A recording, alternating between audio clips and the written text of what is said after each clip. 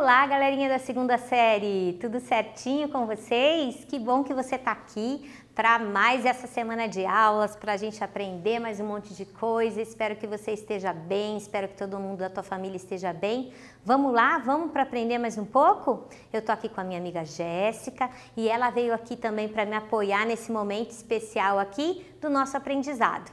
Vamos ver os objetivos da aula de hoje? Vamos lá? Vem comigo! Os objetivos da aula de hoje são ler e analisar parte do poema Profissão de Fé, de Olavo Bilac, e compreender as definições de metáfora, reconhecer o efeito de sentidos das figuras de linguagem. Lembra que a gente maratonou um conto de Machado de Assis? Pois é, agora a gente vai trabalhar também em 2 aulas com o poema de Olavo Bilac, porque é um poema bem longo, mas eu tenho certeza que você vai gostar. Vamos lá então? Vem comigo! Olavo Bilac, nós vamos trabalhar com o poema Profissão de Fé, que é um poema de 1888, ou seja, século XIX. Para a gente começar aqui e pensar assim, no espírito dos poetas dessa época, tem um trechinho aqui de Victor Hugo, um poeta francês.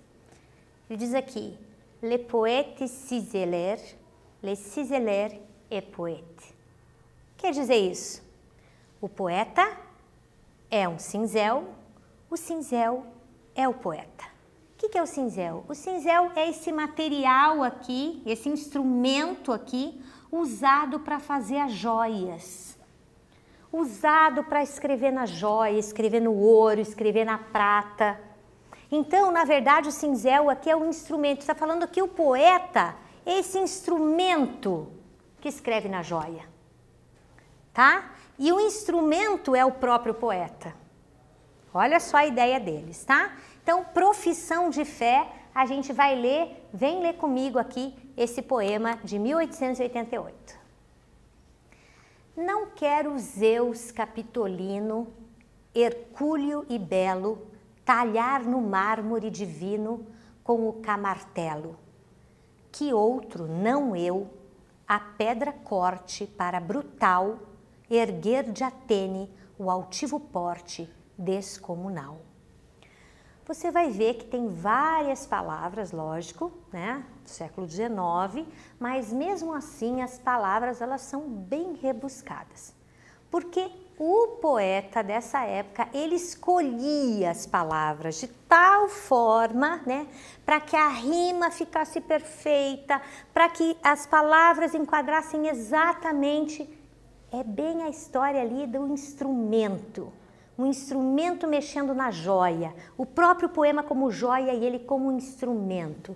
Então ele está dizendo aqui que ele não quer o Zeus, né? Lá o deus grego lá, não quer. Tá? Ele talhar no mármore divino, ele não quer talhar no mármore divino com o camartelo, né? Que outro não eu a pedra corte, né? Outra pessoa corte, erguer de Atene o altivo porte descomunal. Vamos lá? Mais que esse vulto extraordinário que assombra a vista, seduz-me um leve relicário de fino artista. Invejo ourives quando escrevo, imito o amor com que ele em ouro o alto relevo faz de uma flor. Olha o que ele está dizendo aqui, que ele sente inveja da pessoa que faz joias. O ourives é a pessoa que faz joias. Quando ele escreve, ele sente inveja do cara, dessa pessoa que faz joias. Porque ele imita o amor com que ele trabalha no ouro, fazendo em alto relevo uma flor. Então as joias, né, toda ali trabalhada no ouro, aquele desenho e tal, ele fica olhando com, né, aquele amor que ele trabalha na joia e ele também imita, fala, nossa, é assim que eu quero trabalhar no poema. Vamos lá? Imito. E pois nem de Carrara a pedra firo, o alvo cristal, a pedra rara, o ônix prefiro. Por isso, corre por servir-me sobre o papel, a pena como em prata firme, corre o cinzel. Repare de novo, ele diz o quê? Imito. Quer dizer, eu estou imitando aquela pessoa que está fazendo joia. Eu estou imitando, né? Então, ele fala assim, não sou, né, como eu estou ferindo a pedra, né? Não, eu estou trabalhando como a minha pena que eles escreviam com pena, não usavam uma caneta, não usavam lápis, né? Usavam aquela pena que molhava na tinta, escrevia no papel, né? Molhava a pena na tinta, escrevia no papel. A minha pena, né? Como a prata firme corre o cinzel, né? Então, o cinzel cortava a prata ali para fazer o desenho da joia. Ele diz que a pena dele faz a mesma coisa quando ele escreve o poema. Corre, desenha, enfeita a imagem, a ideia veste, cinge-lhe ao corpo a ampla roupagem azul celeste. Torce, aprimora, alteia, lima a frase, enfim, no verso de ouro engasta a rima como um rubim. Aqui ele está falando que ele escolhe exatamente as palavras que rimam no poema. E repare, olha que interessante, lima, rima, enfim, rubim. Reparou? Exatamente onde ele diz que ele torce, aprimora, alteia, lima a frase, que ele trabalha com a frase como se ela fosse uma joia e escolhe o verso de ouro, a rima perfeita, é exatamente o que ele faz aqui, certo? Então ele está trabalhando com esse poema, ele diz que o trabalho é como se fosse um trabalho de alguém que faz uma joia. Fazer um poema é como quem faz joia. Quero que a estrofe cristalina, dobrada ao jeito do ourives, saia da oficina sem um defeito. Ele fala, cada estrofe é como o ourives está tirando a joia ali da oficina, sem defeito. E que o lavor do verso, acaso, por tão subtil, possa o lavor lembrar de um vaso de becerril. E horas, sem conto passo, mudo, o olhar atento, a trabalhar, longe de tudo, o pensamento. De novo a gente vê aqui, né? Mudo tudo, atento, pensamento. Olha só, né? Por que o escrever tanta perícia, tanta requer, que o ofício tal nem a notícia de outro qualquer? De novo, perícia, notícia, requer qualquer. Então ele está dizendo, eu fico horas mudo, com um olhar atento, fico trabalhando longe de tudo, fico só no pensamento, que ele tem que procurar. O pensamento dele de fazer versos, de ser poeta, não é eu olho para qualquer lugar, escrevo, olho ali, escrevo. Não, ele tem que pensar tanto, ele tem que escolher tanto as palavras que ele fica horas para fazer um verso, para escolher a palavra, como se estivesse trabalhando numa joia. Assim procedo. Minha pena segue esta norma. Por te servir, deusa serena, serena forma. Aqui interessante, né? Que ele chama a forma, quer dizer, a forma do poema, o formato, né? Os versos, as rimas, ele chama de deusa.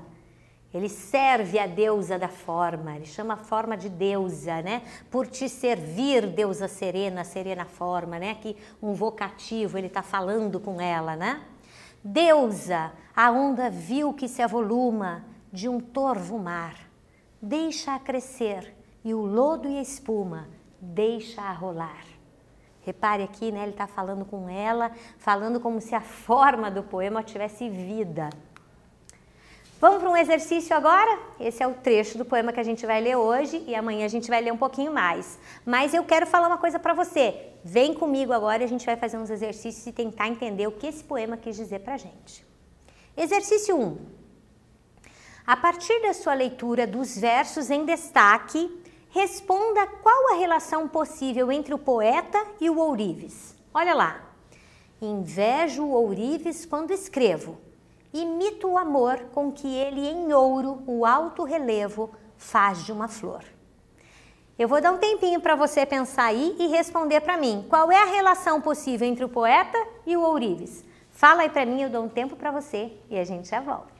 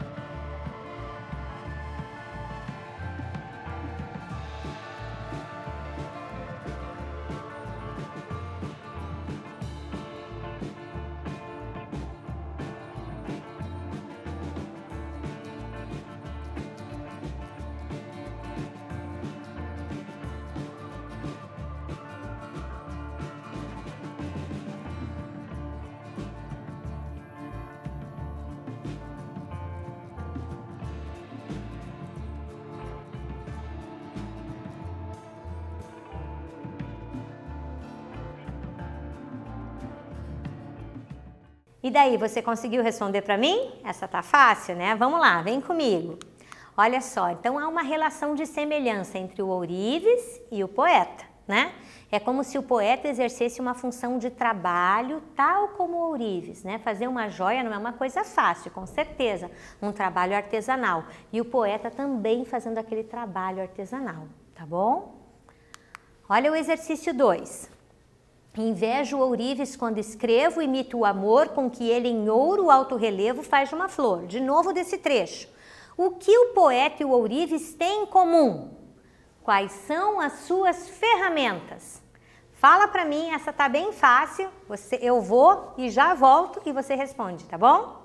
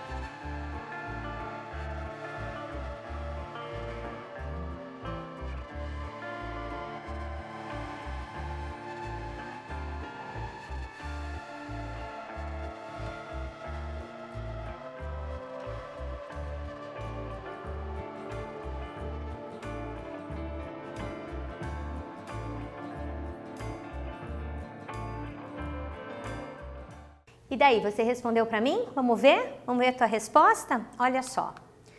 O ourives, ele é o artesão que cria sua arte entalhando o metal, né? Normalmente a prata ou ouro, né? O poeta, por sua vez, ele é também um artesão, mas ele faz sua arte entalhando a língua, né? A palavra. Um usa a caneta, o outro usa o cinzel, né? Nesse tempo aqui, a gente pode dizer que um usava a pena, né? Porque ele usava a pena para escrever, e o outro cinzel, tá bom? Vamos lá? Vamos falar um pouquinho sobre metaforicidade, sobre a metáfora. O que é metáfora? Eu trouxe aqui alguns conceitos de metáfora para você entender e para a gente conversar. O primeiro aqui é de Aristóteles. Aristóteles disse que a metáfora consiste no transportar para uma coisa um nome que pertence a outra coisa. É bem isso mesmo, né? transportar para uma coisa um nome que pertence a outra coisa. Como que a gente sempre faz isso, né? A gente chama uma coisa de outra coisa, isso é uma metáfora. Vamos ver um outro conceito, né? O Borges, em Obras Completas, ele diz assim: a metáfora também já foi entendida como uma simpatia secreta entre conceitos, né? Como se fosse de comum acordo, né? Como se os conceitos ali é uma simpatia secreta. Pode usar, né? Eu aceito, né? É interessante esse conceito aqui. Mas o Hernani Terra, no curso prático de gramática, ele diz assim: a metáfora é, pois, uma comparação implícita. Isto é, sem o conectivo comparativo, quer dizer, sem o como. Quando você compara uma coisa com outra, só que sem usar o como, tá bom? Então aí você tem uma metáfora. Quer ver um exemplo? Olha só. Vamos trabalhar um quiz primeiro, bem rapidinho, e você já vai dizer para mim, ó. Qual das opções abaixo, então, você mesmo vai saber me dizer, possui a metáfora central do texto? Letra A, invejo ourives quando escrevo, ou letra B, não quero Zeus Capitolino? Duas opções só, tá muito fácil para você, eu vou dar um tempinho, você responde essa para mim e a gente já volta.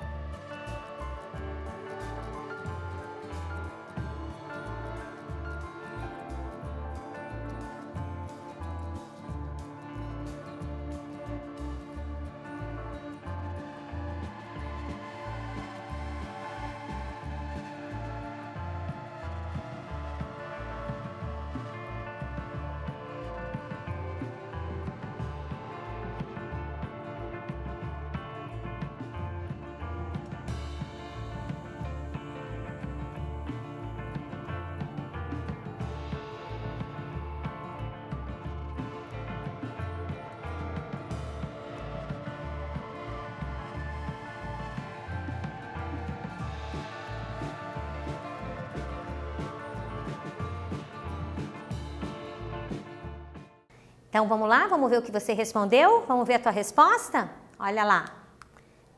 Claro que é invejo o ourives quando escrevo, né? Essa é a grande metáfora, né? Ele querendo ser o ourives quando ele escreve, porque é lógico que é uma metáfora, porque não tem, na verdade é uma questão de semelhança e não é verdadeiramente, né? Não tem nada a ver uma coisa com a outra. Agora, um exemplo cotidiano, por exemplo, que você usa muito com certeza, esse moço é um gato, né? Aquele garoto é um gato, aquele carinha é um gato. Certo? Gato e moço. O que é um gato? Um mamífero, um quadrúpede, um felino, tá? O moço é um mamífero, é um bípede, é um humano que fala, né? O gato mia. Mas quando a gente junta esses dois, né? Tem uma questão ali de sensualidade, né? Então aqui a gente tem a metáfora. A metáfora é quando a gente está dizendo, esse moço é como se fosse um gato. Né? Tem aquela sensualidade do gato, tem aquele jeito, né, de gato, tá? Então a gente vai pensar só naquele aspecto, né, do gato, aquele aspecto da sensualidade, que é o que a gente está passando pro moço, né, pro garoto ali, pro rapaz. Podia dizer, por exemplo, aquela mulher é uma cobra. Por que ela é uma cobra? Ela rasteja? Não, ela é uma cobra porque, sei lá, venenosa, é falsa, é traiçoeira, certo? Então, quando você pensa esse tipo de coisa, quando você fala, e sem usar o como, né? Essa menina é um anjo. Por que ela é um anjo? Tem asa? Ela voa? Não, porque ela é doce, porque ela é amigável, porque ela é boazinha. Entenderam? Então, metáfora é isso. É quando você diz que uma coisa é outra sem usar o como, sem precisar usar o elemento da comparação, tá bom? Tenho mais um exercício para você aqui, vamos lá? Explique a metáfora presente nos versos a seguir. Olha só. Quero que a estrofe cristalina, dobrada ao jeito do ourives, saia da oficina sem um defeito. Eu vou dar um tempinho para você responde essa para mim e eu já volto.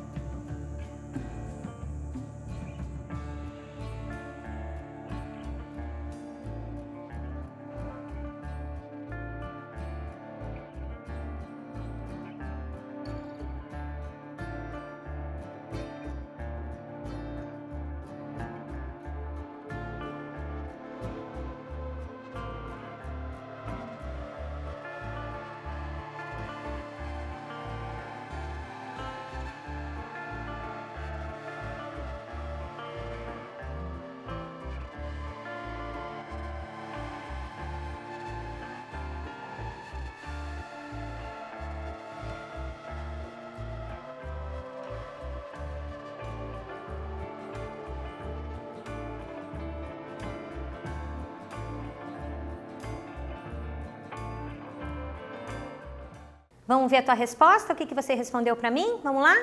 Então aqui, a estrofe ela funciona como se fosse uma joia a ser lapidada, né, pelo ourives poeta. Fazer poesia é como trabalhar com uma oficina, que isso tudo, na verdade, é uma metáfora. Tá certo? O resumo da nossa aula de hoje, nós lemos e analisamos um trecho do poema do Olavo Bilac, né, que é chamado de O Príncipe do Parnaso. Compreendemos um pouco mais a metáfora, uma comparação conotativa e analisamos algumas figuras de linguagem. Espero que você tenha gostado da aula e amanhã tem mais, então eu espero você para a nossa próxima aula. Um beijo e até amanhã.